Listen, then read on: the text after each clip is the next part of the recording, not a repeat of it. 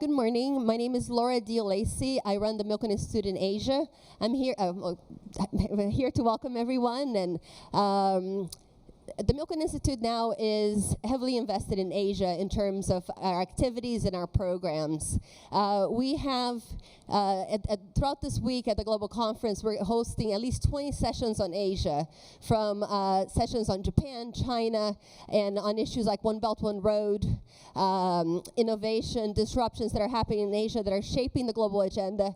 I wanted to let you know that if you're interested in Asia, the Milken Institute is hosting its Asia Summit in September.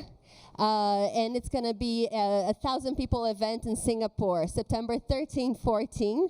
And we would welcome your participation. And now I would like to introduce the panel. This is the Digital Pioneers panel with Tsai. Jerry Yang and Tsai, and this will be moderated by Emily Chan from Bloomberg. So please welcome them.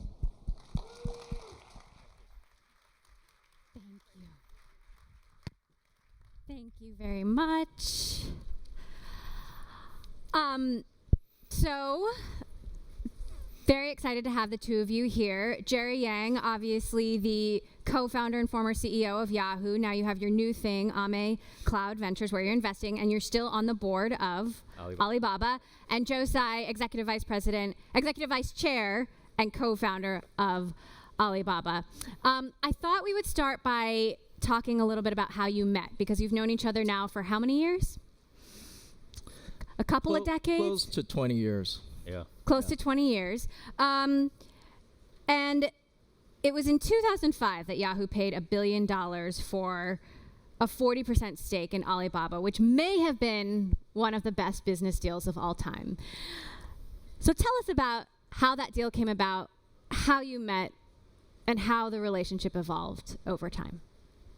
Well, I think the story's been told a few times, but we'd like to hear it from you. I was going to say, Emily, it's just kind of epitomizes how being in the right place at the right time for me, first having started Yahoo and then having met Jack, quite kind of serendipitously, because when I visited China for the first time, I'd never been there in 1997.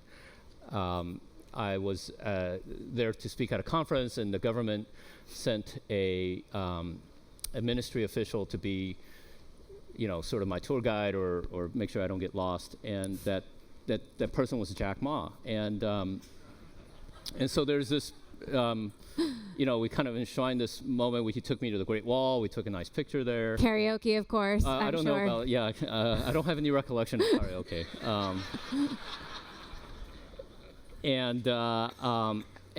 And after that, we kind of lost touch. I know he was very, very interested in what's going on the internet. I mean, it was completely nascent days, and imagine 1997. So, and I think Yahoo at the time was trying to build a business in China like Yahoo did in Japan, which was very successful. But we were, Yahoo was one of the first companies to go into Japan, which everybody thought was crazy. So in trying to do the same thing in China, we just felt like we were competing against very strong local competitors and international players like eBay and everybody else. And so it was a very difficult time to build businesses in China, given the local competition. And in early 2002, 2003, we were pretty much told by the government that, especially internet content and media businesses, it wasn't really going to be suitable for foreign companies like Yahoo. So at that time, we felt it was important to kind of invest in an eventual winner in China.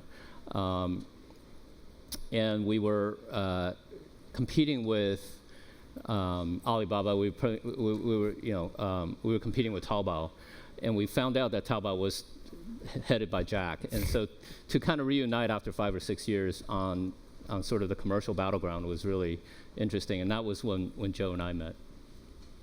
Right. It was pretty soon after you and Jack had that important conversation at Pebble Beach. Right. And then Jack came back and said, Joe, you have to go see Jerry and his team, because they are very keen to make an investment in Alibaba. And that's how the whole conversation started. So how did the deal get done? And how competitive was it? I don't think we ever talked about this, so this is. Well, you you may know, have to talk about that's your why I'm side. asking. It was actually a very competitive situation because we were at the same time being approached by eBay, and they had made an offer to buy out Taobao for a valuation that we thought was not quite there, but we also felt that eBay was going to be a partner that's kind of in the same business in e-commerce. And it would have been awkward to have a big shareholder that's sort of in the same business as us, and Yahoo provided both the kind of scale that Yahoo's has, and also the capital. And meeting Jerry was actually a great experience. I still remember visiting the Yahoo campus at the time. They had these old pictures with Jerry and David Philo on the wall, back in the days when you first started, and we thought to ourselves, "Wow, this is just like us." There's still very much of that startup culture and DNA in the company. And then, of course, those pictures then led you into the gift shop where you can buy some Yahoo swag, and we all fell in love with it. We needed the revenue at the time, I think. But I recall, and Joe, you can correct me, I recall the $5 billion post money was the highest. 4.25. 4.25, yeah. But something, but basically that was the highest valuation for an internet company at the time. At the time. Which is what Jack insisted on to get the deal done. So that was even before people invented the term unicorn. Yeah. Yep. So you can imagine it seeming like it was a crazy thing to do back then for, I think we got to know Jack and Joe and the founding team and how aggressive they were trying to win the e-commerce market in China. But for the rest of the world, for $1 billion, which I think it was quite a substantial piece of the Yahoo balance sheet at the time. It probably seemed crazy. So it worked out in your favor, but fast forward 7 years after you'd left Yahoo, the board agreed to sell half its stake back to Alibaba, which may have been one of the worst business deals of all time. Good deal for Joe. I had to say it. You sold at $13. It's now about $180 a share. So you left tens of billions of dollars on the table. Is that like a sore spot between the two of you, or is there a punchline there? I wasn't there. So I guess you have to tell the story. No, I thought it was a smart decision for Yahoo to sell half of their stake back. And so they went from 40% to 20%. And it was because if Yahoo were still a 40% shareholder in us today, Alibaba would not be Alibaba. We would not have developed and thrived in the way we wanted to. And but would Yahoo not be where it is today?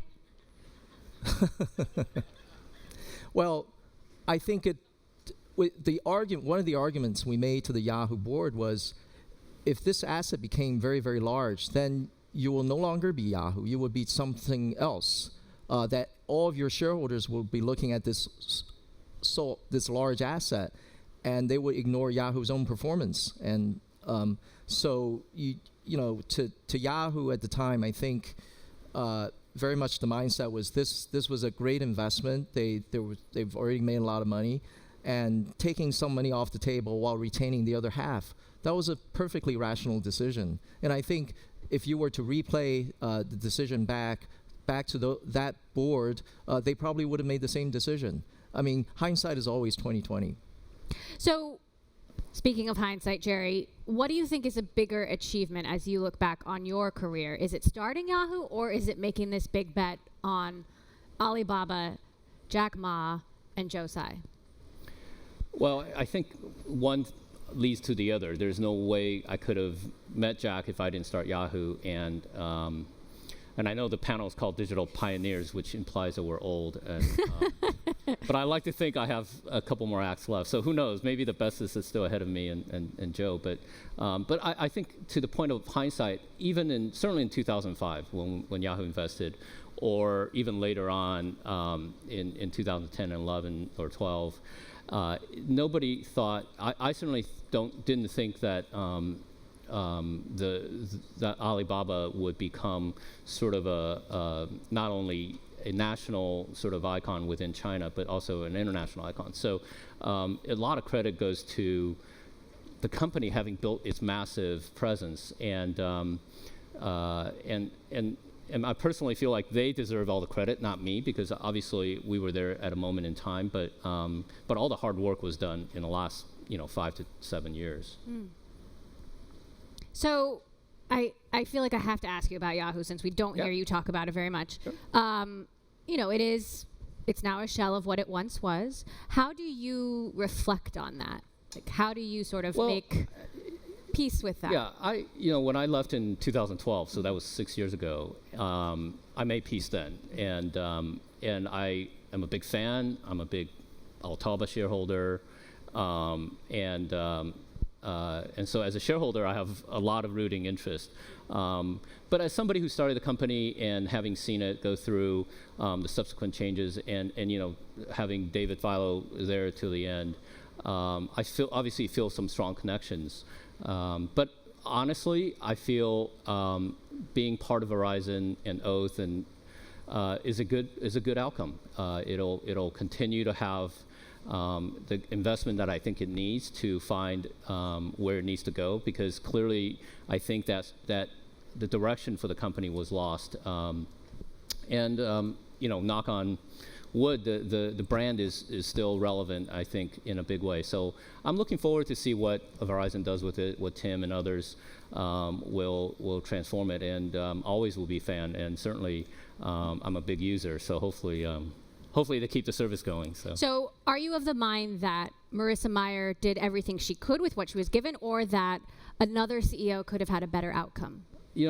I think Marissa was, when I had nothing to do with her going to Yahoo, and when I heard it was her, I was very positively inclined, because she's a product person, and I felt at that time Yahoo needed a product revamp, a new strategy, a new representation to the users, and by the way, I think that was around the time when Alibaba's stock was already starting to play out to be a significant part of the value. So I felt like she had time also to re-engineer, sort of take the time it needs to really invest in the company. It ended up not being that way, but I certainly don't think she was the wrong choice. Joe, what do you think about Marissa in particular, and the outcome?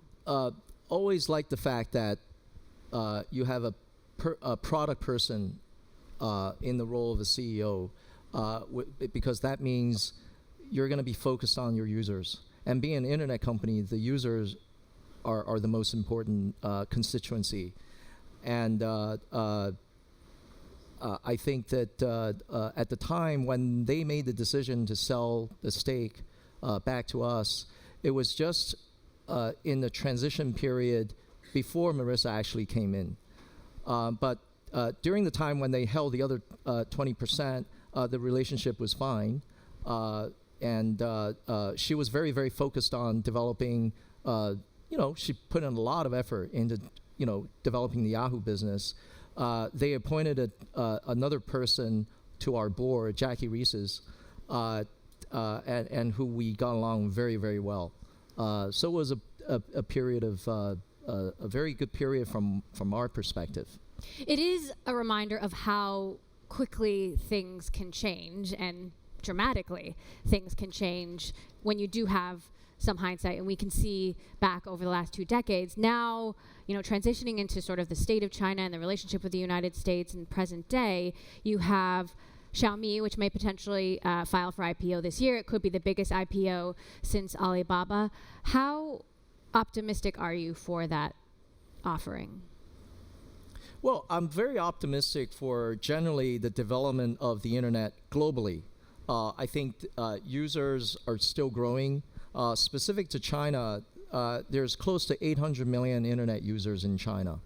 But the one thing that you need to keep in mind is about 7-8 years ago, China went through a huge transition from the desktop to mobile. And in fact, that transition happened much faster, much more intense than anywhere else in the world. I think when we look back today, when everybody is spending so much time on a mobile phone accessing the internet, doing a lot of things. They're buying shopping on the internet. They're talking to their friends. They're buying movie tickets. They're ordering meals on the internet, all through a mobile device. We kind of look at that and say, wow, China today is technologically, product-wise, a lot more advanced than any of the other countries. And we feel very, very excited by that. So what does that mean from an investment perspective, Jerry? Well, I mean, I think, if you look at the number of global internet companies in the public market, China now has 3 or 4 top 10s, Alibaba, Tencent, Baidu. And so, it feels like that economy, the internet economy there, is a substantial part of the overall internet global economy. And there is also a very healthy ecosystem for startups there, and that's obviously the part that I watch more. And you're starting to see internet companies that are startups in China really take a change in the last 5 years or so. I would say they went from trying to be a copy of something Western in the late 2005 to 2010 era to in the last 7 or 8 years, really companies emerge to become part of the Chinese domestic internet scene. So whether it's Didi or Meituan or Ele.me, or a lot of these startups are very focused on the Chinese consumers, and their business models are different, their products are different, their technology is different, and so I think that is a whole new world where and you have large companies like Alibaba and Tencent and others really heavily investing in that ecosystem as well, which is really, I think, a different trajectory, if you will, than the rest of the world. So how do you find I mean, you're investing in companies in the U.S. and in China, and sort of how do you find the points of opportunity there and exploit it, knowing what you know? Well, I think you've invested in Didi, by the way, I should say, right. Wish, which is a mobile commerce service, Zoom, Docker, Zipline, right. Drone delivery of medical supplies. Yeah, I think the Silicon Valley opportunities are more obvious to me, or at least the ones I can evaluate more.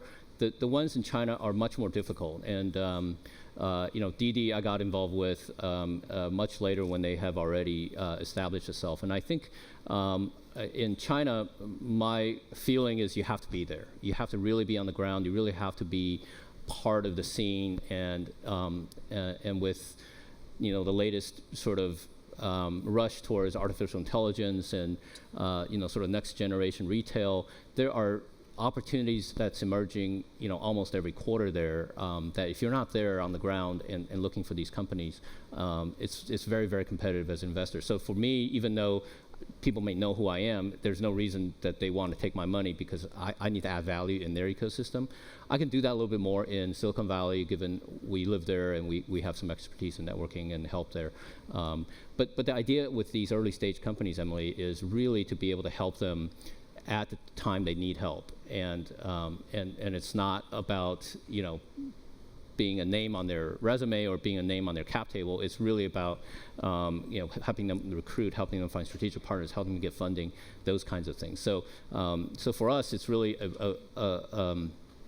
I call it a ground war. You really have to be on the street corners, holding out your hats and hoping that entrepreneurs pick you.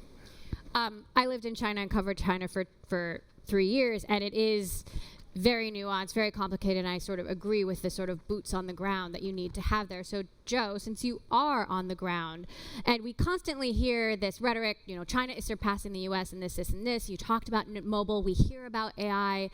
Where do you see China being more advanced than the United States when it comes to technology? Yeah. First of all, I think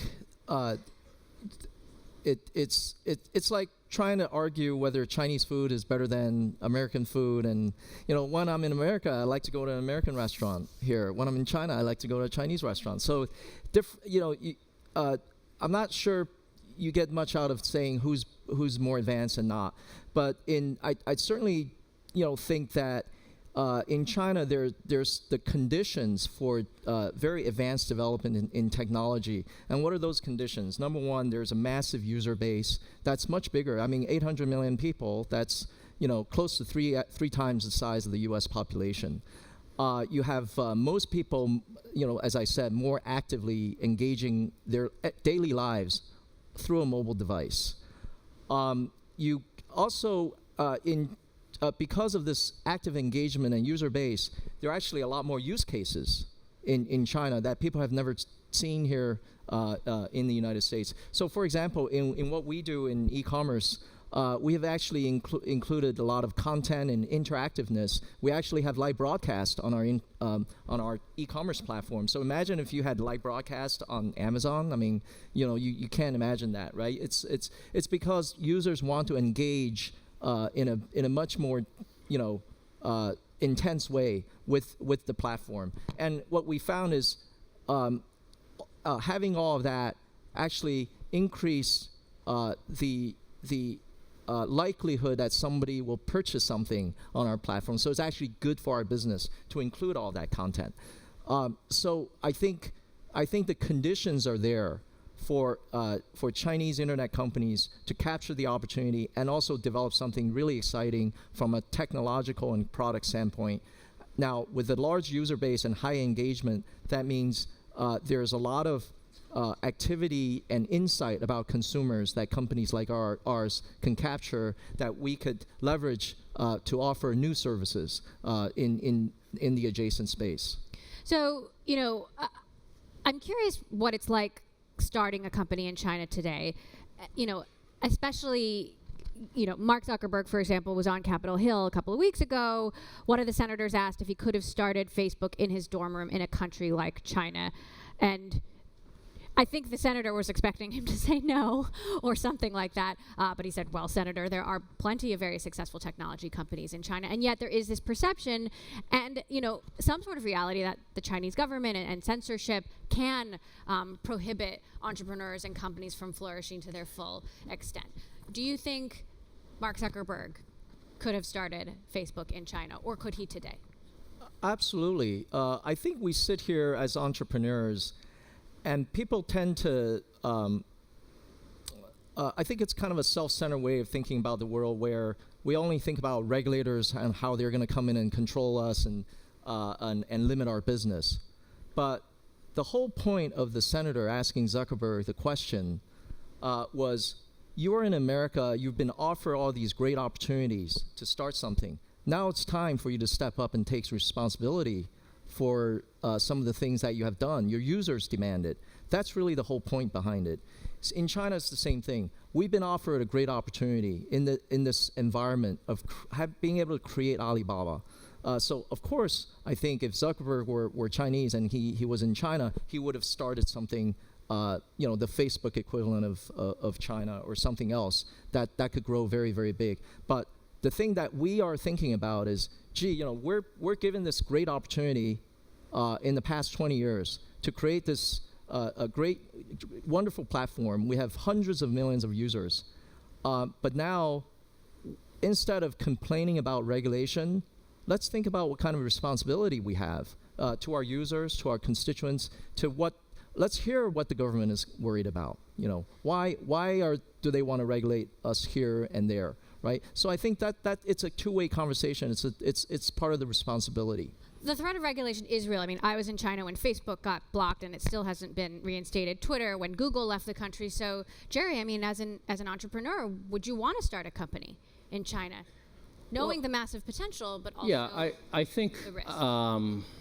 I think it's difficult for large Western companies now to operate in China.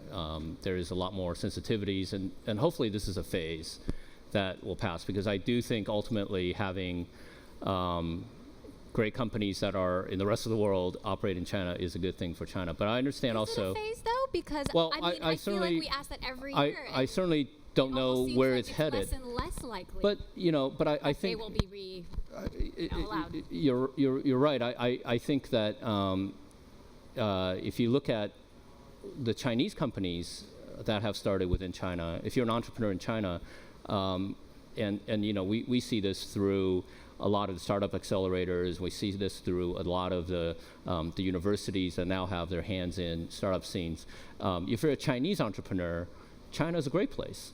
So there's this dichotomy of, and by the way, there are plenty of entrepreneurs from Europe and America that are living in Beijing, trying to help companies get started. So it's an interesting transition time and maybe not so much transition in the sense that because you already have great examples of companies having started in China, but there is just, I think, a very rich environment for entrepreneurs to have that dialogue in China. One thing I would say that I noticed, both as but obviously being on Alibaba's board, but also talking to other big Chinese internet companies.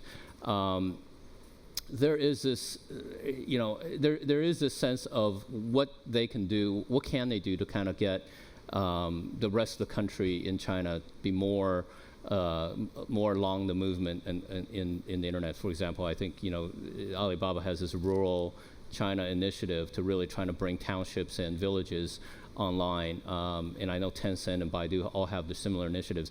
I don't think these are necessarily governments saying you got to come and do these things. I think that coming from that country, and a lot of them, they're in that generation where 20 years ago, 30 years ago, they all had nothing.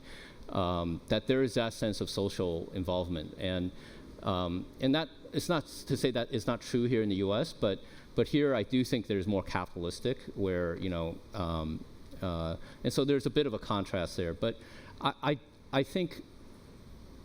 In certain areas, you're seeing the Chinese government starting to open up a little bit more, but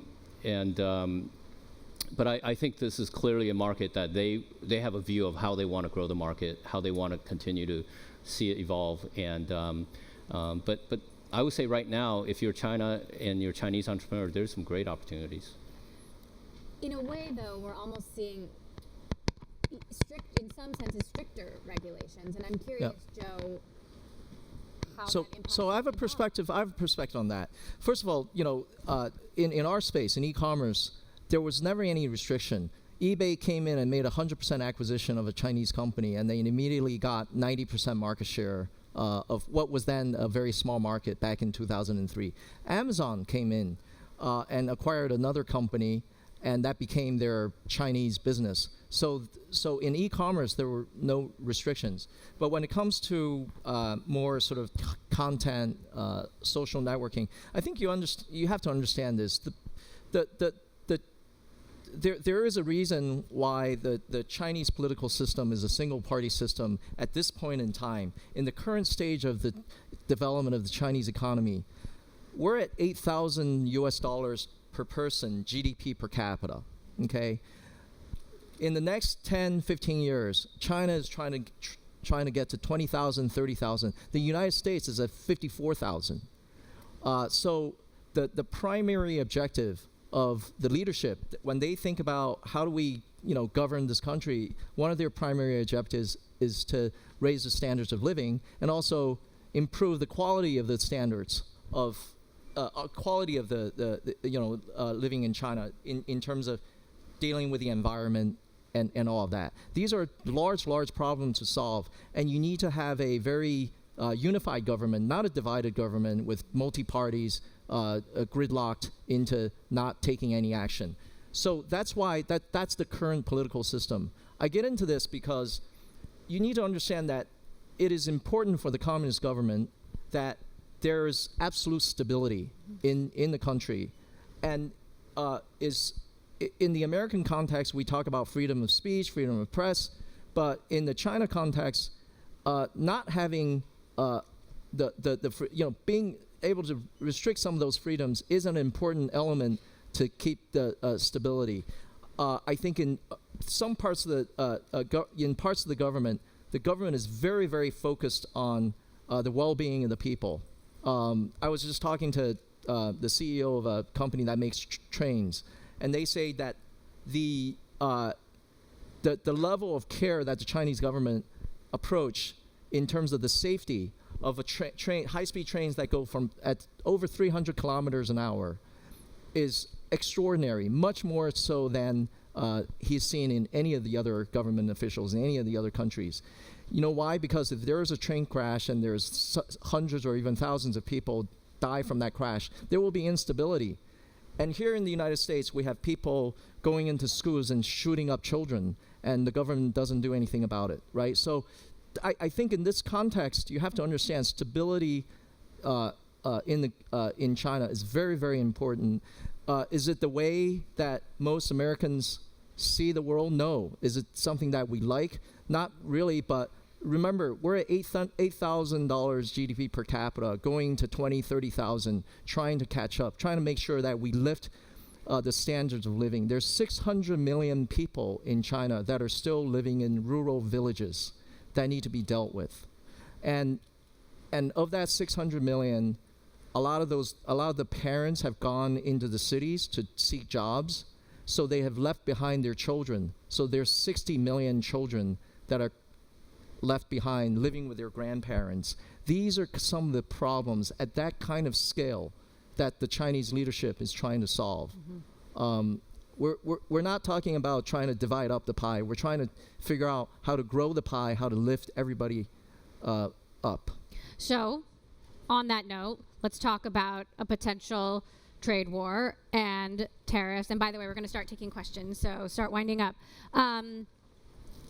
Tariffs on billions and billions of dollars worth of Chinese goods. Jack Ma has said, Alibaba's promised to create 1 million jobs. Those could be at risk here in the United States if this happens. But Jerry, what are the dangers of this? Is it so bad as it's been made out to be? Or, as some would say, the Chinese and the Chinese government have gotten away with a lot for a very long time, and it's about time? Two schools of thought. Well, I can only speak from sort of the technology perspective. There's obviously a lot of moving parts, but in general, I think having trade barriers are a bad thing, especially if you're in the technology business. And I think we've have seen a very active U.S. government in stepping in on deals, on M&A, on investments, especially involving Chinese entities, and obviously now there are. I think, obviously, there are perceived differences between the U.S. versus what I think China has gotten away with, for example. But also, I think the Chinese have, really, seen this as a cooling of technology cooperation between the two countries, which I think is dangerous, because if you play this out over the long term, the two countries in the world that ought to have conversations and potential joint leadership around where technology is headed are the U.S. and China. And if that dialogue stops or cools down, and, for example, China pursues its own artificial intelligence agenda, and the U.S. and the rest of the world have others, is that good for the globe? Is that good for the world? And I would argue that ultimately, it's not about trade wars, and it's not about you give me this and you give me that. These are fairly transactional. I think if you look out 10, 20 years, it's so important that that for the sake of how the societies are going to evolve in general, because we all know that technology ultimately is going to affect a lot of the societal issues, that those dialogue needs to continue happening. I think that can only really happen not only at a government level, but also commercially, academia, et cetera. So I'm hoping that that these are a series of transactions that will either happen and people move on, but a prolonged trade war is obviously terrible, I think, in for both parties. Joe, Jack has said a trade war would kill jobs, opportunity, and hope. It's true, because it's very ironic that there is a trade war right now. Starting a trade war, I mean, it's been instigated by the U.S. government, and then, of course, China feels like they have to retaliate. And right now what we're seeing is China is transitioning its economy from a manufacturing-based, export-based economy into a consumption-led, consumption-driven economy. That's domestic consumption. There's now 300 million middle-class consumers that are going to be demanding products, not just domestically made products, but also from all over the world, imports. So this is the greatest opportunity for the rest of the world to sell into China, to sell to Chinese consumers.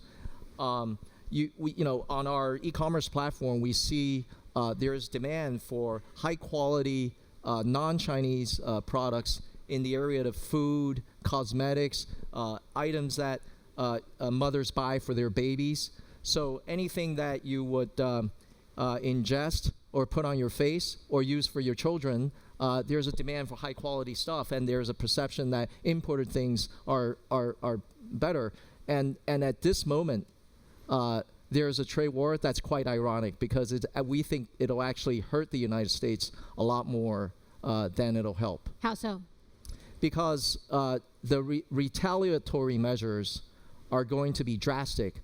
What happened was, after the initial wave of tariffs that the U.S. administration put on China, China immediately came back and put a tariff on soybeans. There's $14 billion worth of soybeans that China buys from the United States. That's 2/3 of the entire U.S. soybean exports. And all of a sudden, the farmers are hurt. Where else are they going to sell their soybeans if they lose 2/3 of their market? So that you immediately see this thing devolve into a tit for tat kind of thing. So I think it's time for cooler heads to step back and say, all right, what are the real issues? Let's talk and not get into a trade war. And we think it's quite ironic that the U.S.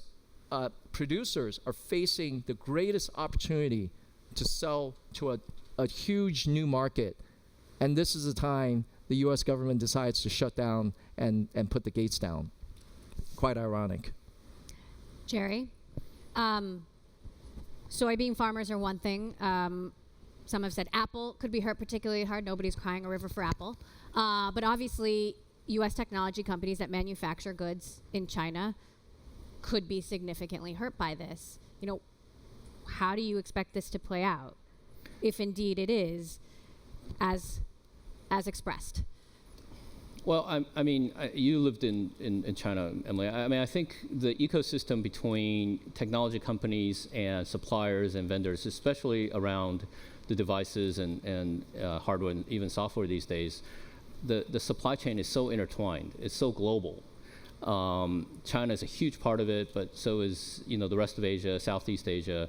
And so I think to try to pick pieces and create tariffs or trying to create walls, it's really going to have a lot of unintended consequences, because right now, if you open up your iPhone, you can probably find vendors from 5 to 10 different countries, if not more. So there are just huge problems and challenges that can result by having these, what people think is very specific sort of transactional or point-to-point sort of tariffs. It's very hard to come up with one that really won't affect, everything else. And so, so I think it's a very dangerous game to play from the perspective of, how do you make up for something that may come back and boomerang around and hurt yourself.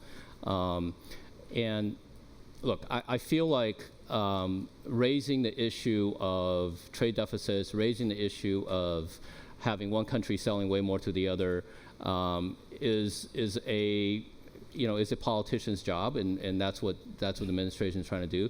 But I think they are ignoring some very, very smart and intelligent people's advice across the board about what this could mean. I would hate to see that, they think they're taking a step forward and the world goes 2 steps backwards. And sadly, I don't think you're going to know that until the cycle plays itself out. You inject something, you disturb the system, and that system is going to take a while to work its way through. And so I just feel like it's very short-sighted right now. But like Joe says, maybe cooler heads will prevail, and maybe dialogues will continue to happen that allows people to come out of this as not just trying to win points for each side and trying to escalate the situation. When you talk about losing face, that's when things can get bad. And I think we're on the brink, but obviously, there's a delegation in China, I think, now or very close to now. So we'll see what happens. But from a technology perspective, that world is so intertwined already. We'll take questions right after this one. Tim Cook just had a meeting with President Trump. We don't know what was discussed, but we know trade was on top of the agenda. So, Joe, if you had 5 minutes alone in a room with President Trump, what would you say? I would say, look at the long term. The relationship between China and the United States is going to be the most important foreign policy relationship that either country, both countries, will have in the next 50 years. Why? Because these are the two largest economies in the world. These two economies are already very, very symbiotic. Look at the way Apple has created an empire on the back of production capability in China.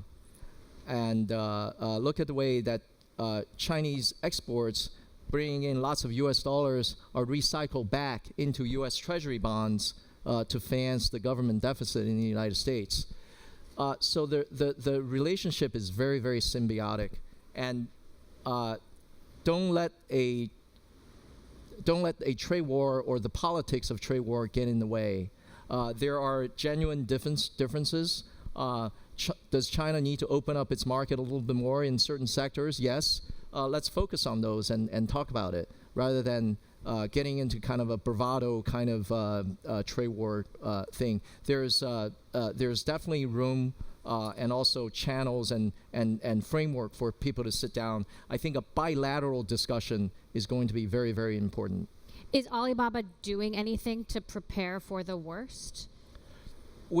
Every day we prepare for the worst, not just government stuff. We prepare for the worst if there's a competitor, if there's new technology or product that would come in and disrupt us. So we're always prepared. It's like a sports team. You're always prepared to get beat and figure out how competitors can beat you in different ways. All right, questions back there. Thank you. Colin Tate's my name, from Connexus Financial in Australia. Given that the internet was never designed to have the world, its people and its data controlled by just a handful of companies and platforms, what is the next iteration of the internet? Will the internet itself be disrupted, and or will companies like Alibaba be disrupted and potentially destroyed? Let's start with Jerry. Given that you created one of these platforms. I'm not quite sure I hear all the question, but I think, I think if you look back, the web really as the beginning of the current version of the internet, and Tim Berners-Lee started the web in 80 something, late 80s, early 90s. Sorry, Tim, I should know this, but it was based on this notion of very open access, and you publish it once, put it on a web server, and you have a browser, and you can see this content. Now, to your point, I think there's a lot of fragmentation, right? Sovereign countries are trying to place boundaries around the internet. Companies, large companies, essentially have a lot of say in how the internet is run and operated, and that's why I think you continue to see, really open, really peer-to-peer efforts that happen every 5 to 10 years of generations, because you saw peer-to-peer music and then peer-to-peer video, and now you're looking at peer-to-peer financial transactions in blockchain, and I think for all the control and fragmentation that's happening on the internet, there's always this sort of this counter trend of open and very accessible, and we'll see. I do think that.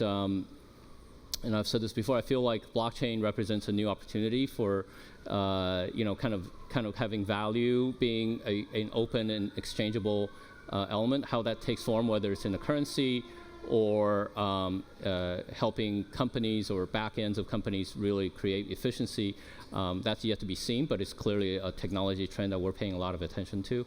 But I think the pendulum definitely swings from open to more fragmented and closed, and I think it'll swing again.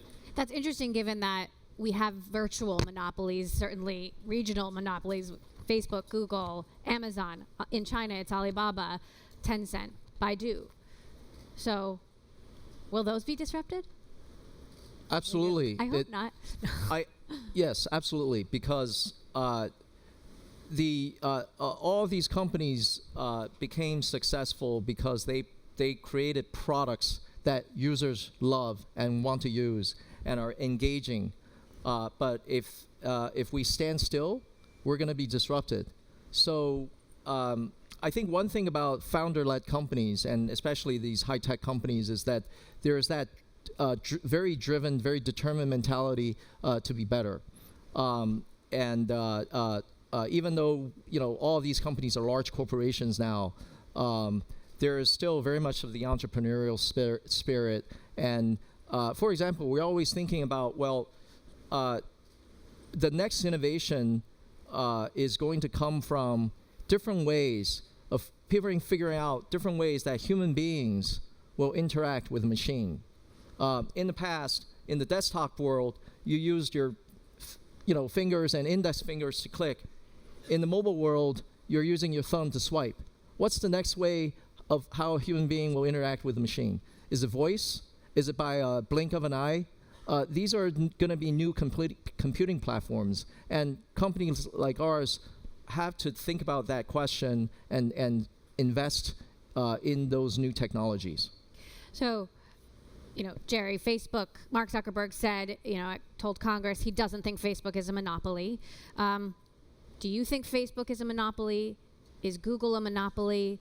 And can or will they be disrupted? Everyone's trying to keep buying. I mean, I think it's, I think monopoly is a technical definition, so I have no idea. But I think when you look at the advertising market, I don't know the exact stats, but every incremental dollar now that's added to the ad market, I would say Facebook and Google have the lion's share. So, if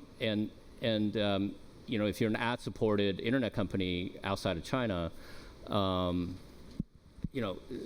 are obviously some examples like Twitter and Snapchat and maybe Yelp and a couple others, but nobody is really, I think, in that next scale compared to Facebook and Google. So clearly these are very large companies. But I'm of the mindset that I think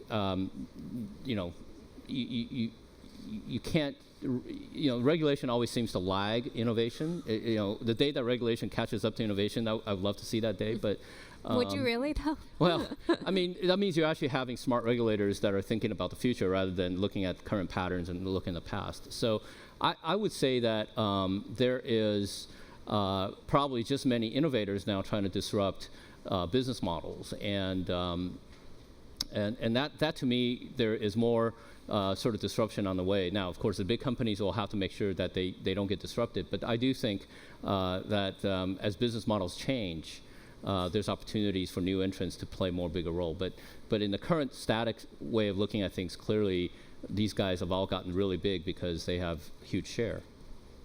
Question.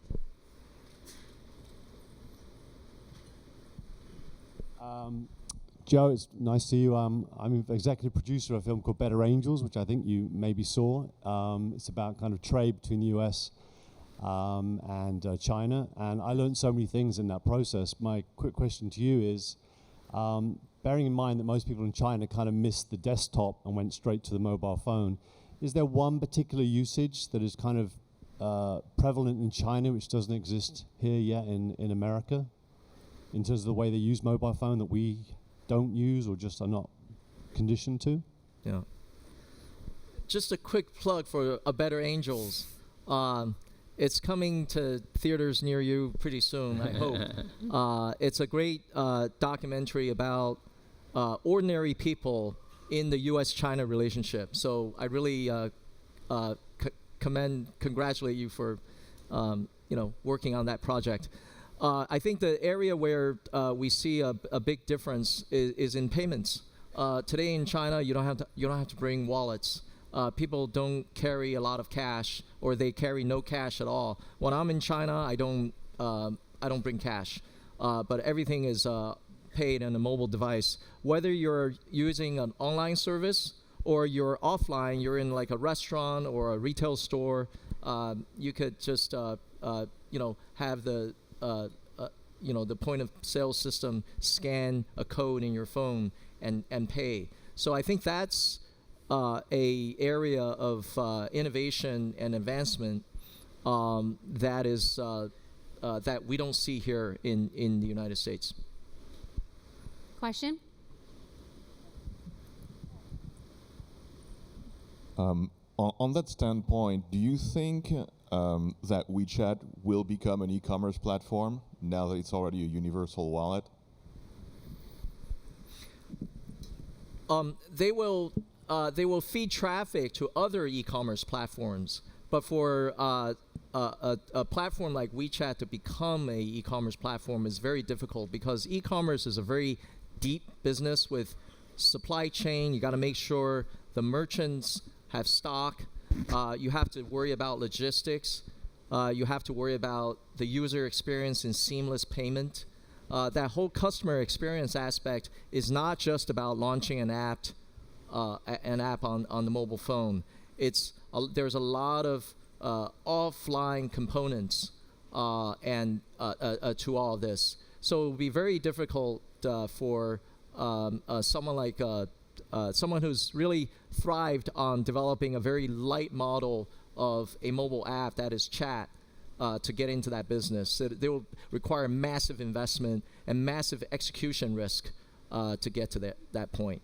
But having said that, I'm not underestimating any competition. I think one of the most important characteristics of Alibaba is we're always paranoid. We're always thinking about who can disrupt us. Is Amazon on that list? Absolutely. Especially with the new moves that they're making into different industries, whether it is grocery or brick and mortar or cloud. I mean, Alibaba has its own huge cloud computing division. Yes, I think we're right now operating in very different geographic footprints. But both of you aspire to expand those footprints into each other's territory. Not yet. Not into each other's territories. There may be third-party territories where we might have some skirmishes in, but the world is a huge place, and China is China, United States is the United States, but then there's a lot of other white space that we haven't gone into. So those present huge opportunities. Question. There's one right here. Oh, hi, thank you. I've read that the Chinese government has got a giant initiative working with 5 and 10-year targets and investment in artificial intelligence. And I think the U.S. response is more entrepreneurial. Can you both talk about how you view artificial intelligence and how it is involved in your business and how you see it in the future? Yeah. I think there are several ingredients to making artificial intelligence or development of products and services that use artificial intelligence successful. Obviously, you need to have a very robust computing system. So, intensive compute is very an important element. That's an area where the government can make investments in. But an area where you would have to rely more on the private companies is the user base and the use cases.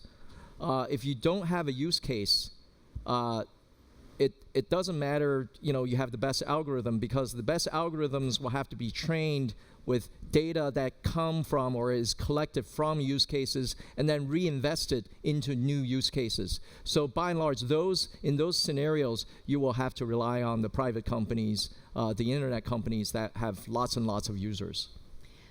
So I have a question, which is a slight turn, but still of the moment. I just wrote a book about women in technology, very much focused on women in Silicon Valley. You did? I've often gotten the question about how the opportunity that women have in the United States tech industry compares to the opportunity in China. And Alibaba has actually very much been, I agree that it's not apples to apples in the same way it's, American food versus Chinese food. But I'm curious what you think about the conversation we're having as it relates to the experience of women in China. And I'd also love it if you would talk a little bit about how Alibaba managed to diversify its executive team because I think some U.S. technology companies have a lot, all technology companies have a lot to learn from that. And I would like to hear how you're approaching it as an investor. Yeah. I think in China, there is actually a very open receptiveness to women coming in and running major businesses and major operations. So in a lot of corporations, you actually see women, very high-level, senior-level women executives. Just within Alibaba, roughly about 45% of our employees are women. And within the senior management team, about 1/3 are women. How did you do that? It's we don't sit in one room and one day and say, gee, we got to have these special programs and to promote women. Women are just good. They're just good managers and good engineers, and so we said, well, they should be running this business. They should be promoted. So that's how it happened. When Alibaba first started, we had 18 founders, and about 6 of them were women, and so we have a pretty high proportion of women founders in the business, and they now are in various business units, various departments. Our financial services division, the former chairman of that division, who led the company over the last 5 years, Lacey, is a terrific founder and have been with us for almost 20 years. And we have women leading engineering teams, leading product teams. The head of our Tmall Genie business, which is equivalent to sort of an Amazon Echo type business, a woman. It's just very natural. We just say, these are great people, and so we didn't have any specific policies. Jerry, as an investor? Well, I mean, I think it's interesting because, again, it's sort of, as I was recalling, 2 things about Alibaba. Through all these years, I don't ever recall a conversation about saying, are there a way to get more women in or do this or that? Because it is quite natural, and you have women in leadership positions like Maggie now in the CFO role, and so it just almost seems like it was it was part of the design, and Joe can attest to this. I think Jack spends more time thinking about his team, and he really is a people person at heart. And is it something you're thinking about as you are investing in? Yeah, and so I think for us, and it's interesting because part of it is that you want to design at the outset to try to find the best entrepreneurs to invest in. But as we have moved into areas like digital biology or biosciences or bioinformatics, anything that has organic science in it, there is just terrific women entrepreneurs. We recently funded a company that I think the entire team are women. So it's interesting to see as areas move, there are just talent everywhere. And again, we're not necessarily targeting a certain, to me, targeting is very tough to do. But if you're open-minded and you're just trying to find the best teams, it actually kind of works out. All right. One last piece of advice, one sentence for the digital pioneers of today. What's your advice? I think put on your seatbelts. I think the next 20 years is going to be a lot more exciting than the last 20. Like Jerry said, the word pioneer implies that we're old, so definitely look to the next generation. Look for the people in their 20s and 30s because they're going to be leaders in your company in a few years. All right. Thank you very much, Tsai and Jerry Yang. Thank you.